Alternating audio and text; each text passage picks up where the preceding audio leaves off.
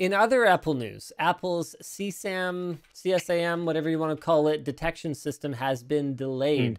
So last month, Apple announced two controversial features that would scan iPhones locally for child sexual abuse material, or CSAM, before uploading to their iCloud Photos service. It would also alert parents when their children receive or send sexually explicit photos, and it would blur those images.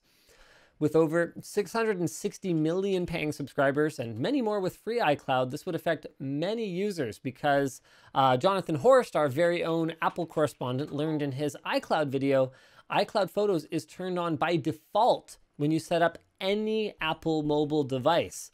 Today, they announced that they are delaying the rollout of these features. So in a statement to The Verge, Apple said, based on feedback from customers, advocacy groups, researchers, and others, we've decided to take additional time over the coming months to collect input and make improvements before releasing these critically important child safety features. So Well, I hope it away, wouldn't affect many users. Changing. This is worded in an interesting way because it's saying the whole CSAM thing, right? Yeah. In its current, and I know the last time we talked about this, we talked a lot about like the creep, like what continues to happen here, who's gonna basically inevitably be able to steal this tool and go through everyone's photos and stuff like that. So like, I'm not talking about that right now. I'm purely talking about its current intention and iteration, and nothing else. Not the ramifications, none of that kind of stuff. It's saying this 660 million paying subscribers. And more with free iCloud, this would affect many users. Again, hopefully not, because it's just detecting child sexual photos. So hopefully it really doesn't affect very many users. But I mean, I guess it's we'll see. Obviously a bigger thing than it should be. And then we would like to think that it is.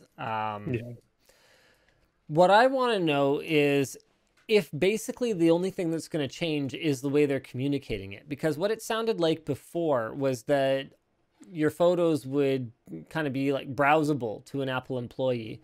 But looking back at it now, it kind of sounds like that is not the case. So a lot of the confusion around this seems to boil down to where the scanning is taking place. So we know now it's happening locally, and man,